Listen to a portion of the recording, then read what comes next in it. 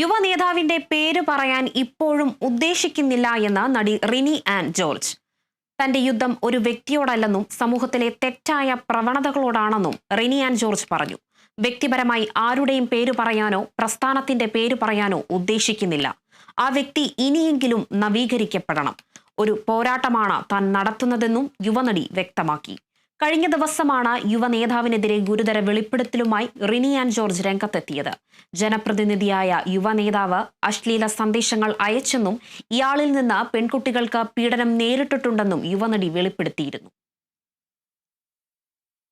എൻ്റെ പോരാട്ടം എന്ന് പറയുന്നത് സ്ത്രീകൾക്ക് വേണ്ടിയുള്ള പോരാട്ടമാണ്. അത് ഏതെങ്കിലും ഒരു വ്യക്തിയെ അടിസ്ഥാനപ്പെടുത്തിയിട്ടുള്ളതല്ല. ഞാൻ പറഞ്ഞ കോസ് തന്നെയാണ് ഞാൻ ഇപ്പോഴും പറയുന്നത്.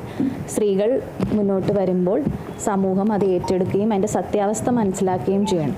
ഇപ്പോഴും ഞാൻ പറയുന്നത് ഈ പറയുന്ന വ്യക്തി ഇനിയെങ്കിലും നവീകരിക്കപ്പെടണം എന്നുള്ളത് തന്നെയാണ്. നിരന്തരം പല ആരോപണങ്ങൾ വരുവാണല്ലോ, അപ്പോൾ അത് പ്രൂവ് ചെയ്യേണ്ട ഒരു കാര്യമുണ്ട്. അതായത് ഇപ്പോൾ പറയുന്നു, ഇപ്പോൾ ന്യൂസുകളിലൊക്കെ വന്ന് ചില ഓഡിയോ ക്ലിപ്പൊക്കെ വരുന്നു. അതൊക്കെ ഗുരുതരമായ ആരോപണമാണല്ലോ. ഇപ്പം ഞാൻ ഉന്നയിച്ചിട്ടുള്ള കാര്യങ്ങളൊന്നും അത്രയും ഗുരുതരമാണെന്ന് ഞാൻ പറയുന്നില്ല.